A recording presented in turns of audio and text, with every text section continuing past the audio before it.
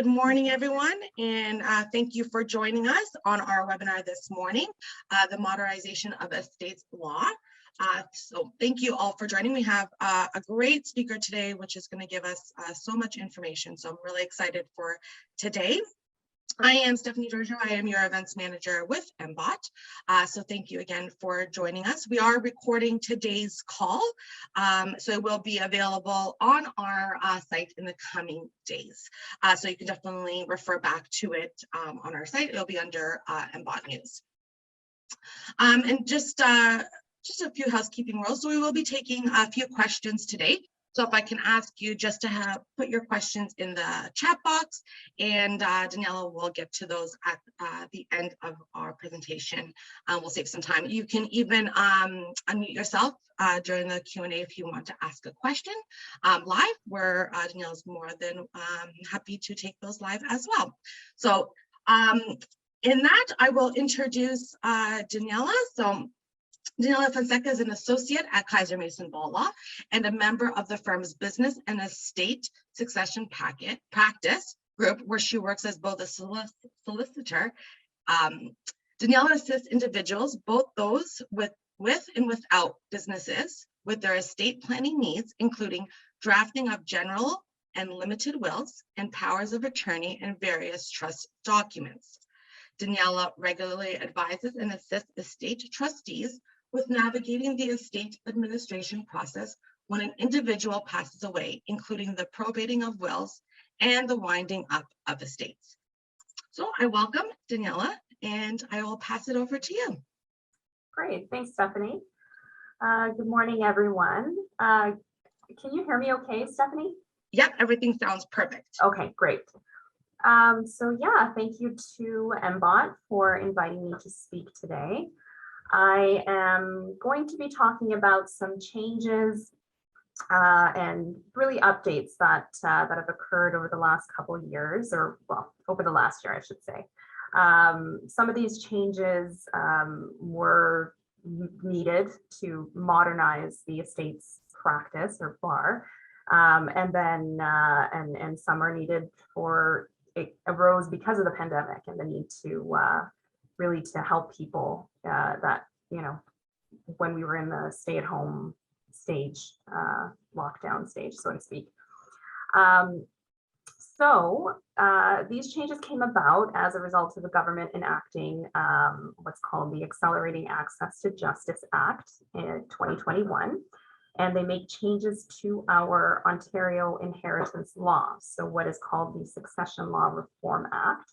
And I'm going to be referring to it as the SLRA for short. So one of the changes that came about as a result of the pandemic was the ability to remotely sign wills and powers of attorney. So initially this was brought about as a temporary measure, but it has now become a permanent fixture of the SLRA. So the virtual execution of wills and powers of attorney can now, under Section 4, subsection 3 of the SLRA, we now are able to sign wills and powers of attorney using audio-visual communication technology. Now, this must be done, it still requires the presence of 2 witnesses on the video side. So we need 2 witnesses, the person signing the will, the testator, or the power of attorney, the grantor of the power of attorney. At least one of those witnesses, though, does need to be a licensee of the Law Society of Ontario. So it must be a lawyer or a paralegal.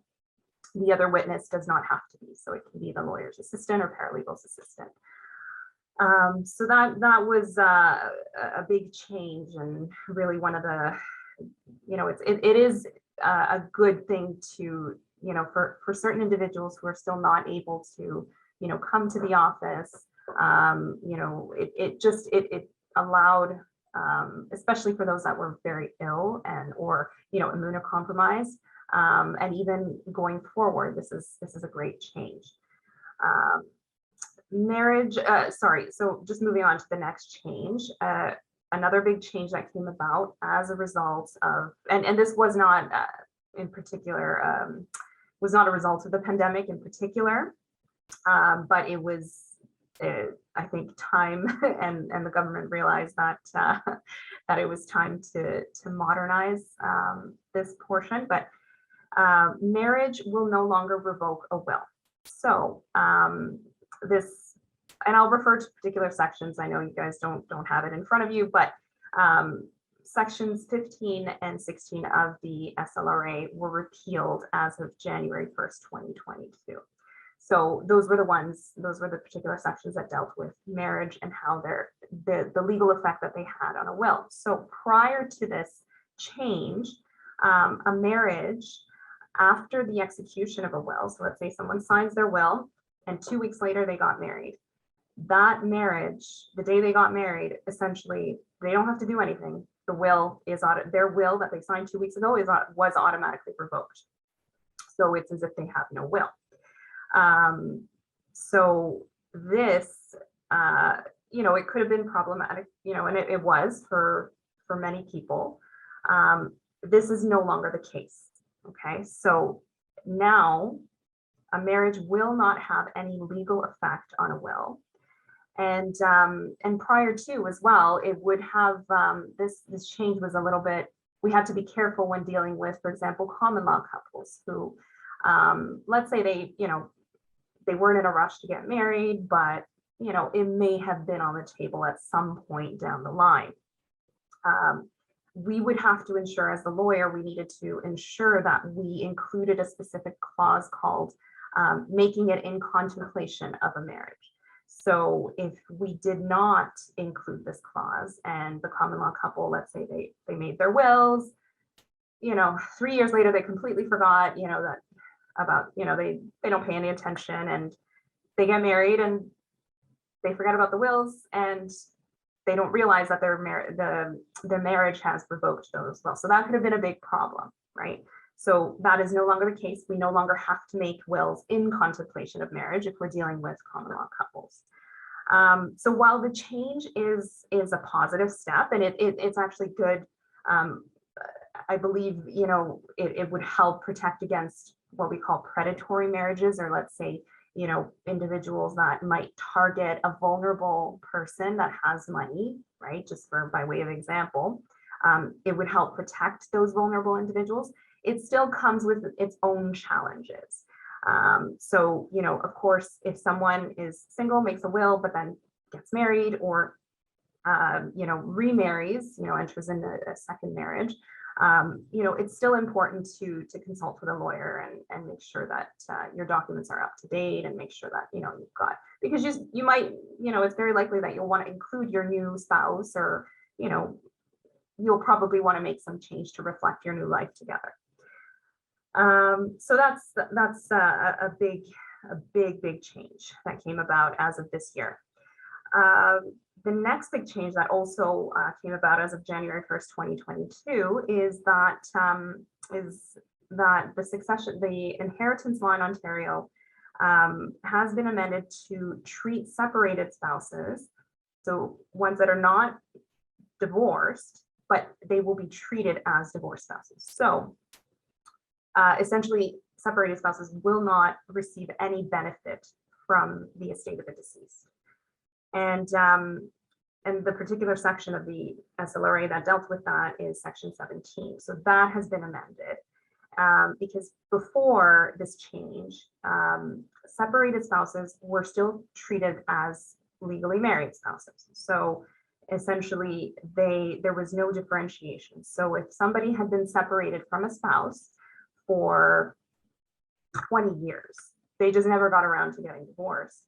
And then that person is now in a new relationship with somebody else, they have a completely new life, but that person passes away. The separated spouse could very well, unless there was a document, a separation agreement or something, excluding, any rights that separated spouse has, they would be entitled to claim against the estate of that deceased, just because they're not divorced. Whereas a divorced spouse would not have that same entitlement. A divorced spouse would have been treated as if they had predeceased the testator in a will, or they would not be able to take advantage under the intestacy rules. Intestacy means if someone dies without a will. So, so Section 17 has been amended to treat a separated spouse as if they are a divorced spouse. So this means that both separated and divorced spouses will no longer receive any benefit under a will. If they are named as an executor, they will not be able to act as an executor. It will go to the next person who's named in the will as an alternate, or it will be, someone who's more appropriate to apply for that role.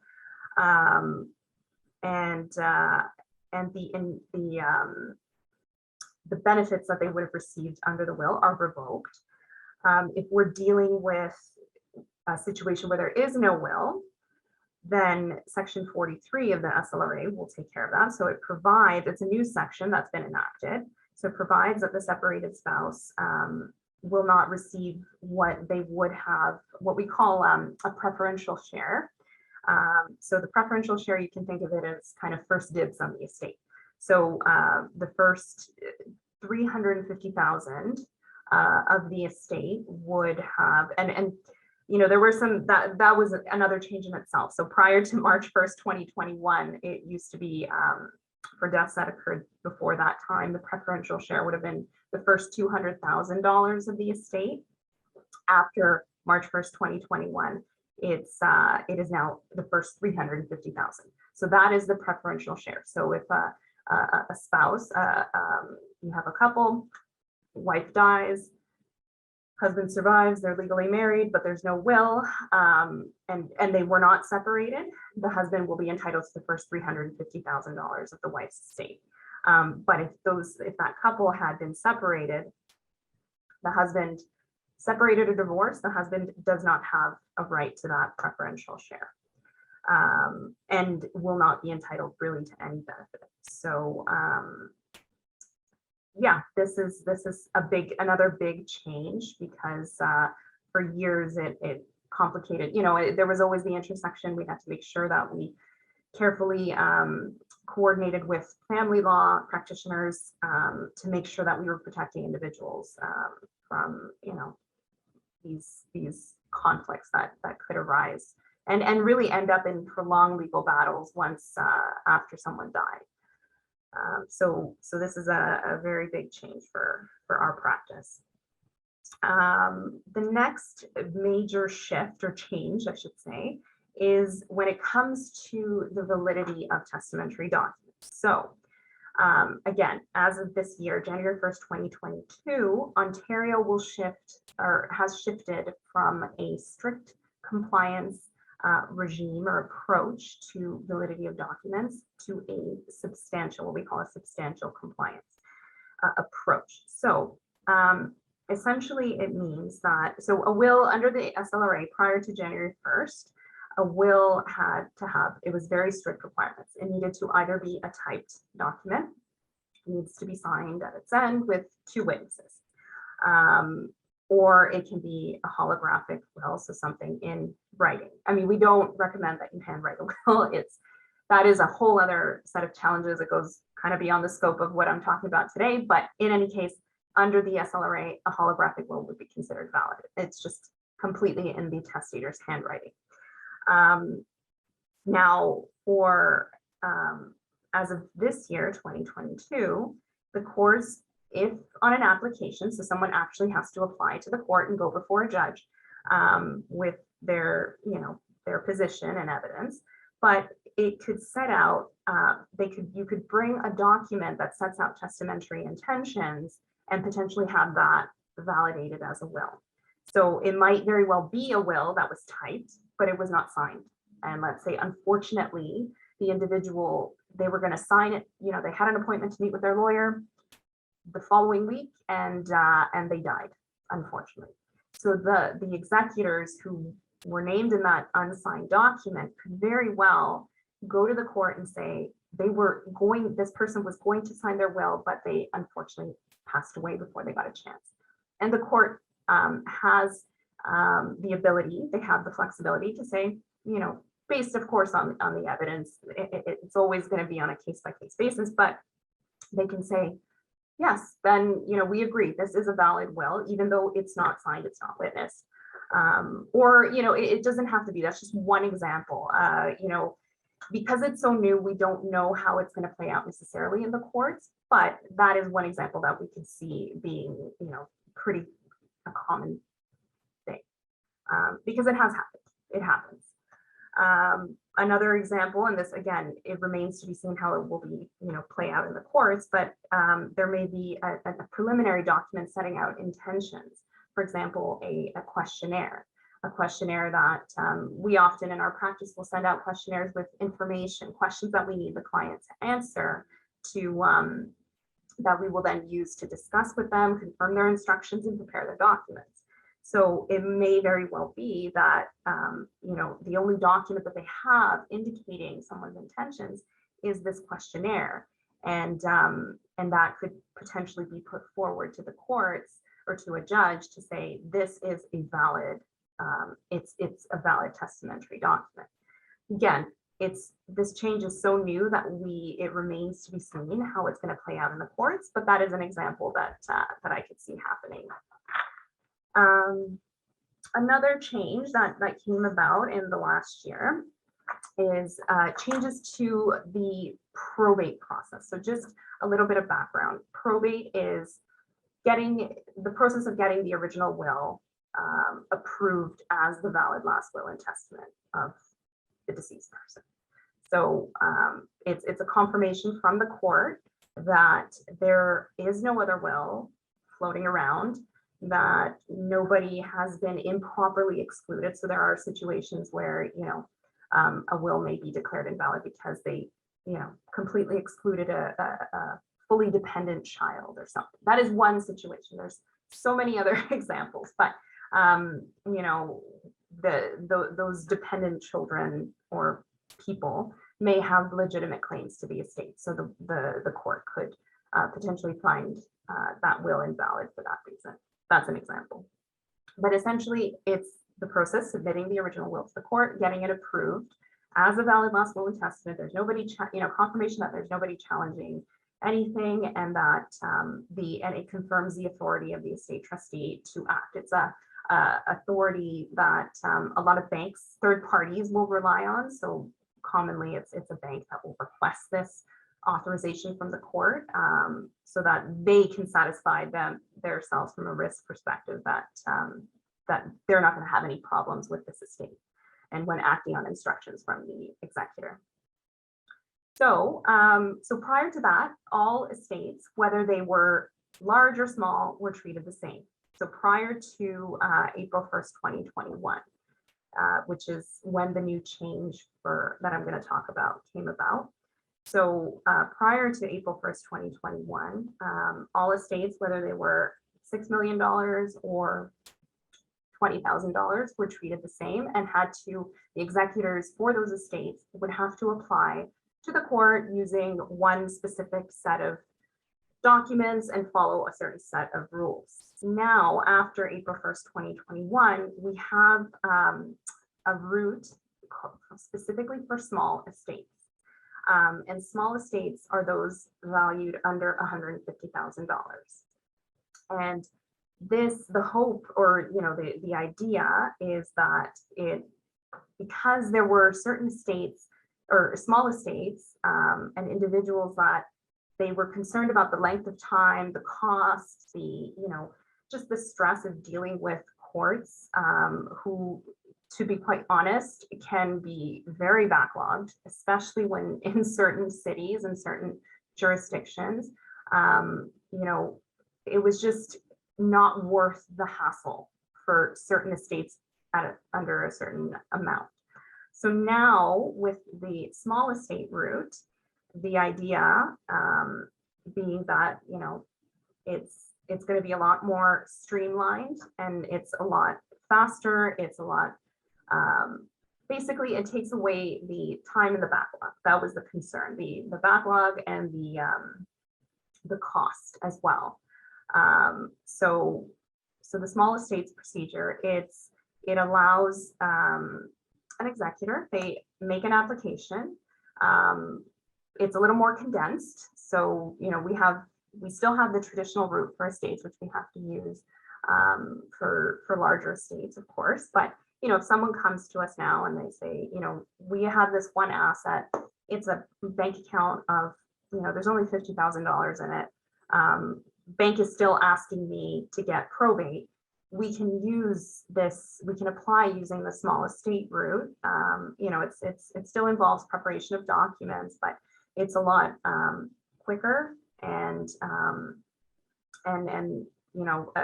again, it's quite new, so it remains to be seen if it really will, streamline the process. I believe it will, but there's certain challenges. Again, kind of goes beyond the scope of what I'm talking about today. But yes, the principle is that it is a more streamlined route to allow faster executors per small estates to get these certificates faster, to get this authorization faster, to be able to deal with the estate quicker, a small estate. So essentially it's, there's, now the hope is that, someone who wouldn't have bothered to deal with that $50,000 account now they can quickly get their certificate and close up what they need to wind up the estate. And we're not just leaving this money floating around with no one to really benefit from. So just to kind of go into the specifics of it. So the small estate application, it still requires, a proof of death. It still requires, if there is a will, an original will, it still requires proof. So we typically with wills, we'll have something called an affidavit of execution, which is signed by one of the witnesses to confirm that they saw the testator actually sign their document. So it still requires that. It still requires that anybody who's entitled to be notified. So any beneficiaries, either if there is a will, and I should note, the estates rule, it can apply to even if there is no will. So it's not just for wills, it also applies to those who pass away without a will, but that person, again, as long as their assets, the estate, what they owned at the date of their death was valued at $150,000 or less, they can use this route. So it still requires, presentation of certain documents, and that beneficiaries be served with a copy of the application and then the notice, basically that saying the executor is applying to be appointed as such. It is a more condensed application. So the actual documents, compared to the ordinary procedure, now it's a little bit different in this, that, so going the ordinary route, you don't actually have to list in the certificate that you get from the court, you don't actually list the assets of the executor, of the deceased person in the certificate of appointment. In a small estates, going the small estate route, you do have to. So this is the tricky part, because you will need to make sure, or the executor who's going to be administering the estate has to be sure that the assets that they're going to be administering, or that they're aware, that they are 100% aware of the assets that form part of the estate. Because if not, because they have to list it on the certificate that will be issued to them once everything is approved. But if they're not, and they later discover that there is an asset worth another 100,000, 200,000, whatever the amount is, and it goes over that 150,000, they will have to then make another application using the ordinary route, because now we've got an estate that you're limited, you have a certificate that was issued, and it only has the one asset listed. So you're only actually, under a small estate route, you're only able to administer the certificate that is, or the asset that is listed on the certificate. So if you've got another asset that's outstanding that wasn't included in that certificate, you're going to need to get approval to then administer that. So that's kind of one of the drawbacks of the small estate route, is that you really, really have to be familiar with the deceased assets. So yeah, they're, you know, it is a benefit. It is, you know, it's definitely a welcome change, because, you know, as I've mentioned, certain courts and certain probate can be notoriously backlogged, and it can take many, many, many months. I've seen it take upwards of a year in certain areas to get that, you know, confirmation from the court that that is the valid last will and testament of the deceased person, or confirmation that they have that authority to act. And obviously it comes with its own set of challenges, because, you know, you're waiting this long. And in the meantime, things need to be taken care of on behalf of the estate, right? So you still need to, bills still need to be paid if we've got a house, and you know, or property, or if we've got, you know, there's things that need to be taken care of during that time. So, you know, having the option to go this route, if you don't have anything, it really helps open up and improves access to justice, in the sense that, you know, it oftentimes, I mean, I can only speak for our firm. I don't know if the practice will be the same out there, but the hope is that because it's a more condensed type of application, it won't take as long. There's not as work intensive as other estates can be. And so it attracts lower fees. It would result in lower costs to the client. So that is also the hope in trying to improve that access to justice that is often discussed. And, you know, magically we we don't know if it's really working just yet, but yeah, that's the hope anyway, that we can do our part to improve that access to people that otherwise would just leave an estate and not really, and they could very well benefit from the money, you know. So those are the key changes that I wanted to speak about, as these are the major, you know, there hasn't been updates like this in many, many years. So it's definitely welcome to see, and it's going to be tricky for us to navigate in certain situations, especially with the separated spouses, and that's going to be tricky, because that just the fact the data separation can be such a contentious in itself, you know, agreeing on, okay, were these people actually separated or not? That is certainly going to result in some court battles. For sure we're going to see that. So yeah, that's pretty well what I wanted to speak about. And I'm happy to open up the floor for questions. Great, thank you so much. As I mentioned earlier, you can either unmute yourself and ask your question. We have no issues with that, or you can put everything into the chat box. We are open to either one, so we can start doing that right now. Does anybody want to unmute themselves and ask a question? We can start that way. Or Andrew, I see that you unmuted yourself. Go ahead. Hi, Daniela. Thanks so much for that presentation. That was fantastic.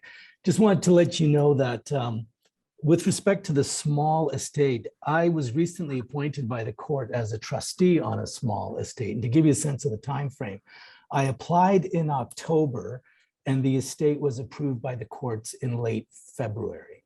So I don't know if that's fast or slow. Ooh, which court was this? In Milton. In Milton. Yeah, to be honest, see, and that's the tricky thing. It's every court, every jurisdiction is so different. There are some that are way quicker than others. That does not seem very, I mean, you know, quick to me would be a month.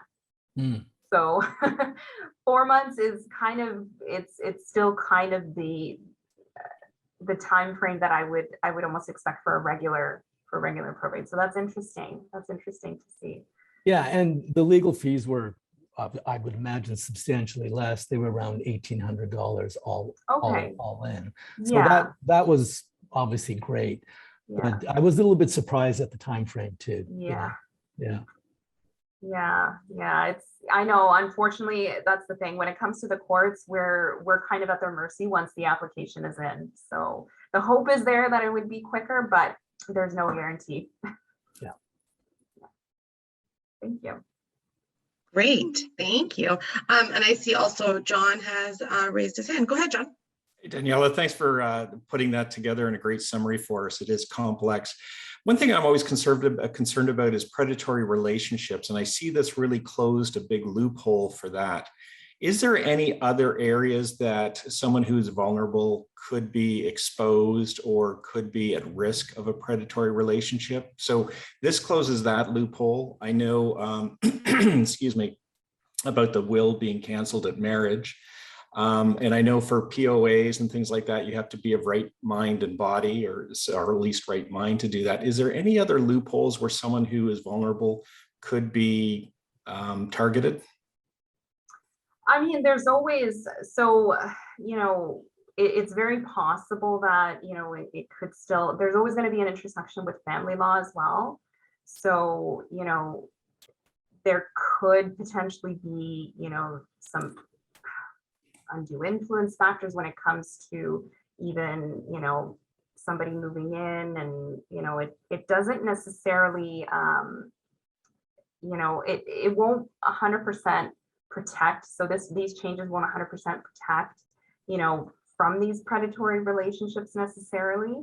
It's a big aspect because, especially now, with increasing wealth and intergenerational wealth, like it's going to be we're seeing greater and greater transfers of these of money and property, and potential impacts to people's estates. But yeah, I would certainly see that, in the interplay with family law. So potentially with, separation agreements, cohabitation agreements. There's still, people are always going to find a way, I think, to try to unscrupulous people are always going to try to find a way to take advantage of vulnerable people. They might, as you mentioned the powers of attorney. So yeah, somebody could be found capable of making a power of attorney, and they might do so and appoint somebody who doesn't necessarily have their best interest. And in that sense, if they're appointed, they get control, they can make some changes before that person dies, and potentially affect their, change the bank account, make themselves joint, change ownership of property. So there is still risk. This is just one aspect. It's, it hasn't, the changes haven't necessarily affected what happens before death, if that's kind of what, I don't know if I'm answering the question. I'm thinking of the scenario where a caregiver kind of starts moving in and taking over, but I think you've answered my question. Thank you, Daniela. Great presentation. No problem. Great, thank you, Danielle, and thank you, John. Anybody else? You can write it into the chat. I do have a Debbie. couple of questions. Sorry, I'm not Joanne. on video. Hi. Debbie, you can go after Joanne, okay? Awesome. Yeah. Hi, All right, Joanne. go ahead, Joanne. I'll put myself on video, though I don't know what I look like, because I've only got Daniela on my screen. So 2 questions. When you were saying about separated people, I guess that's a legal separation, or what if they're just living apart and something happens? Yeah, so legal, yeah, when we talk about separated, it means that they are, the couple has, 2 married people have split, and there's no hope that they will get back together. So the intention is that maybe eventually they will get divorced. So yes, legally separated. Okay, so if there's no paperwork in order, it's like, so that's going to be what I mean? Yeah. Yeah, that'll be the tricky part. So even if they don't have a separation agreement, they could still be separated, and with the intention that they are no longer going to continue to live together as a husband and wife. Okay. So, and that's where it's going to get tricky, and how it's going to, we still, because this is so new, we don't know yet how it's going to play out in the courts, because the date of separation is really, that really becomes contentious in Right. family law in itself. And so it will also likely become very contentious now in our estates. So it would be a lot smoother if they actually had a separation agreement in place, signed, that sort of thing. Yes, Right? yes, Okay. absolutely, yeah. And then second question, sorry, and this I'm asking for my mom. Her will is dated 1997. I mean, it's valid and everything. Is that okay still? Like, I mean, is there such a thing as it being too old? No. I mean, a will, I've probated wills from 1960. So as long as there's nothing in there that, and there was no, as long as the person that's, let's say, you're appointed the executor, as long as you're sure that there's no other will floating around that she would have executed later, because a new will still revoke a previous will. And how do you find that? Because honestly, I think there is a newer one, because I can't believe it's 1997. I mean, her and my dad moved, blah, blah, blah. My dad since passed away. But I mean, and she's of sound mind and she's adamant, no, I've never had another one done. So I'm like, okay, but can you look for one just in case she's like forgotten? Or, I mean, I'll say quote unquote care, because the will she has right now is very basic. It's, my sister and I, blah, blah, blah, which is fine. Okay. But I just don't know if there's a newer one floating around, but she's very organized. So I'm thinking if she had one done at some point, she would have it. But I'm just, Yeah, I mean, you would really have to do your best. So, if you're aware of the lawyer, so if she had the will prepared by a lawyer, first step would probably be to call the lawyer and say, hey, did she do another one? If, something happened. Just to make sure that you're doing your due diligence. Because usually if there's a will that's quite old, it's very likely that there's a new, I mean, I shouldn't say very likely, it's possible, right, that there would be a newer one. But sometimes there isn't, because people, they just don't get around to updating their wills, and things happen. Okay. Yeah. All right. Thank you. Yeah, no problem. It was a great session. Thanks. Yeah, no problem. Thanks, Joanne. Debbie, I'll let you answer. Go ahead. And then we have some questions in the chat. So Debbie, go ahead first. Thanks. I was wondering if there's anything you need to consider or any issues with having an executor in the United States or leaving money to an adult child who lives in the US? Yes. So if you're appointing a non-resident executor, we typically don't, obviously, again, every family situation is different. Sometimes there really is no option to appoint someone who is resident in Ontario. So if you are in that situation where, the only person that you trust, or only people that you trust to take care of your estate once you pass away, is a resident of the US, a non-resident, I should say, of a Commonwealth, so jurisdiction like the US, then the problem with that is that the court, when they're applying for probate, the court can ask them to post money as a security before they'll be able to actually get the certificate. So, and it can be up to double the amount of the estate. So what they would have to do, I mean, not very many people have, let's say we've got $1 million estate, not many people have $2 million cash that they can just give to the court. So they'll have to go and get like a surety company. So they'll have to pay premiums to an insurance company who will post that security for them and continue to pay premiums until they're able to wind up the estate. And it's also a hassle, because the surety company posts it into court, and then the executor, once they're done, has to actually ask for permission from the court to remove that bond. So it kind of adds additional costs. Again, sometimes there is no other option, and it is what it is. But if we can avoid it, that's kind of where we talk with, we speak with the client and say, is there anybody here who's resident in Ontario, or at least, Canada or Commonwealth jurisdiction that would be able to act in that role. Okay. Thank you. Yeah, no problem. Thank you.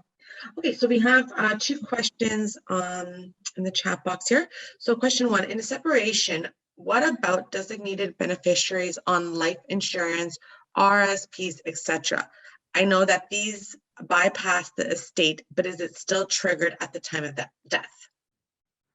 So that's the tricky, so you'd have to make sure, because it's not part of the estate. Now this applies to revocations in the will, and I think the interplay is a little bit different because you can also designate beneficiaries in the will. So overall, I will say, if you do get separated, make sure you update those designations right away, because it may not necessarily revoke, even though we are able to designate it in the will itself. The way that it's done, it still bypasses the estate. So there's a risk that designation wouldn't necessarily be revoked. So always, any major life change like a separation, you're going to need to update the document directly with, you want to let your bank, whoever's administering the registered investment, know, update your beneficiary designations, life insurance, all that, because it may, these changes may not protect against that. Great. Does that make sense? Yeah. I hope that helps you out, Michelle. Okay, so next question we have, if the couples are separated, but one has a will, that will takes precedence. Oh my, I can't speak today. Correct? The separated spouse does not have the right to revoke that will. Is there a registry of wills? And this is the second part to that. So let's answer the first portion first. So basically, if a couple is separated, one has a will and the other one doesn't, does the separated spouse does not have the right to revoke that will? Is that correct? Not correct? Okay, so let me just see if so the will, so if one has a will and they separate, and no one can really, the only person who can revoke a will is the person making the individual who signed it, the testator. So they can, and if you separate, so I don't know, maybe I'm misunderstanding the question. So maybe let me see. A Torres, that's who asked the question. Do you want to just unmute yourself and you can maybe clarify what you're trying to ask? Perfect. So the question is, so a couple gets separated. After the separation, one person gets a will. Let's say that person passes away. The survivor without a will, even though there's no legal divorce, that person does not have a right to contest that will, correct? Correct. So with the new, I should say, with the new change, they are considered divorced, period. Exactly. They are treated the same as a divorced spouse. So they do not have, any benefit that they would have. They don't have any spousal rights. They don't have, right? Yeah. So that doesn't mean that they can't try, because anybody can bring a matter before the court. Sure. But with this new change, that's exactly what it's made for. They're going to be treated. Perfect. Yeah. Thank you. And then, the second part of my question was, is there like a quote unquote registry of wills? Because I've heard of people passing away and the survivors are convinced there was a will, but no one can find a trace of it. No one has any clue. Like, how do you find out? Yeah. Aside from searching every shoebox. So we don't have a formal, I should say, in Ontario, you actually can register. You can give your will to the court for safekeeping. They have a register or a registry, a deposit of wills. So we do have that. You're not required to do that, but there is an option. Now, it's not too common. Usually, as lawyers, we either keep the original will and store it for the client, or they have their own, safe at home, safekeeping at home. The other thing is there's a software company they're building a national registry of wills. Again, it's a private company. It's not regulated by the government. It's not to say that it's not good. It's just, it's not, not everyone is required to upload their will documents to this registry. It's optional, and it's only really available for the people, the lawyers that are familiar with the software that then pass that on to the client, right? Okay, so it's not an automatic. So no. if you don't know who this person's lawyer is, or they haven't mentioned anything, then you're SOL if you can't find anything. Yeah. So you have to, it does take, for some people, it takes some investigative work, and and then, at the end of the day, if nothing is found, to the best of your knowledge, there's no will, then, then that's what it is. But if it, sometimes it happens where people are, a year goes by and then all of a sudden something turns up, they end up finding a random file somewhere, right? But yeah, I mean, there's no required automatic registry that will allow anybody in the province to know, okay, this person has a will. Sometimes we have to, even as lawyers, we'll put out a notice to others in our industry and say, we have a network where we'll say, hey, does anyone have knowledge of the estate of this person, or knowledge of the will, please contact us. Okay, So, great. Thank you. Yeah, no problem. Great, thank you. So I don't have any other questions in the chat box. I'll take one more minute. If anybody wants to either put something in the chat or unmute themselves or raise their hand, they can ask Daniela a question while we have her here. Debbie. Yep, go ahead, Debbie.